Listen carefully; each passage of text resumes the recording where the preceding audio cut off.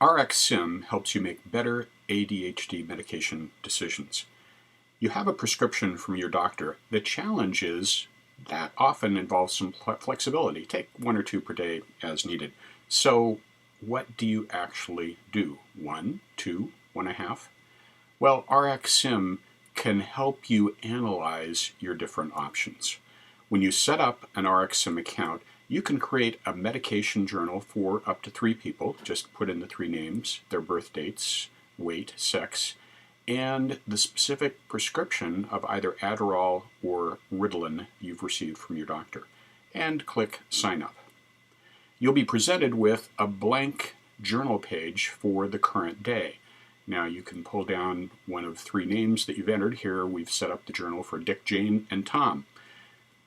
And you can go to a previous page in the journal or a next page. But how do you get started? Well, let's start just with Dick by documenting what we plan to give Dick in terms of his Ritalin tablet today. Let's click Add a Dose, and that presents us with Ritalin tablet, whatever the prescription was you entered, and 6 o'clock a.m. Now, of course, you can change the time. You can even, of course, change the dose, and then click Display. Now, RxSim runs a simulation to show you the level of the medication in Dick's body through the day. In this case, we're starting the simulation at 6 a.m. and looking over 24 hours. So this actually gives you a visualization of what's happening in the medication inside Dick's body. Now, at the end of the day, the question is, how did it go? Looking early in the day at the peak time, just a little bit after taking the medication, was that okay? Or did Dick have signs of being over-medicated? Looking later in the day, did Dick do okay as the medication level goes down? Now, just for example's sake, let's say that at 2 o'clock in the afternoon, Dick was starting to have some problems, starting to be aggressive, indicating that maybe the medication level had gone too low. Well, that helps us learn something. By hovering over the graph, we can see that the peak is 4.3 milligrams, and what we've learned is, okay, that's an okay level. That didn't seem to be over-medicating. And we see at 2 o'clock p.m., when we started seeing the behavior issues, it was at 1.08. It looks like we've learned that we need to keep the level above that. Okay, let's capture that information in our target range by entering those minimum and maximum values, and then refresh.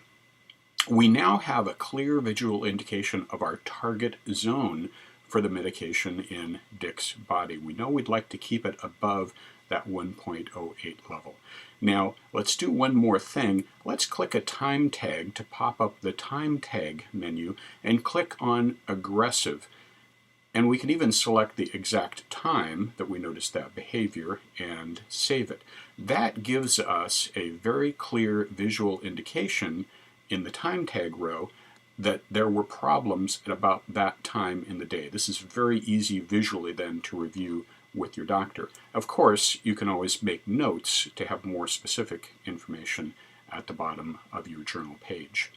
Now, let's learn from what we did today in terms of planning tomorrow. We'll copy the doses from today and then click on the next page to start planning for tomorrow. Of course, tomorrow starts out with a blank page. We're going to paste the values from yesterday, and now we have as a starting point what we did yesterday. But what we know is we have to get the medication level a little higher in the afternoon to avoid that aggressive behavior. Well, let's try adding a smaller dose. Here we've added not a full tablet, but a half a tablet, and we've done it not at 6 a.m., but a little bit later in the day.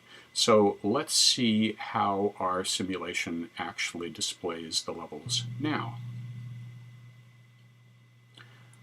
That's looking much better. We see that the second peak is just about the same height as the first peak. That's good. We're not at risk of over-medicating.